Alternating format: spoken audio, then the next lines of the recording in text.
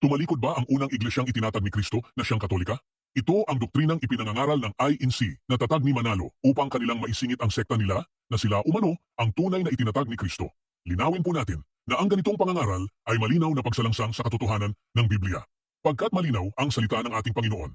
Sa Mateo 16:18, na kahit nga ang kapangyarihan ng impyerno ay hindi makakapanaig sa kanyang iglesia. Kaya't papanong tatalikod ito? Ginagawa nilang sinungaling ang Panginoon yan. At isa pa, ipinangako rin ng ating Panginoon na ang kanyang iglesia ay sasamahan niya ito hanggang sa katapusan ng panahon. Mateo 28:19-20. Walang kailanman sa yugto ng kasaysayan na tatalikod ang unang iglesia pagkat mananatiling totoo ang salita ng ating Panginoon. Saksi ang kasaysayan na ang Iglesia Katolika na siyang tatag ng ating Panginoon ay nanatiling na mayagpag sa kabila ng lahat ng mga unos at mga pagsubok na nararanasan. Mananatili itong matatag pagkat ginagabayan ito ng Espiritu Santo hanggang sa katapusan ng panahon. Amen.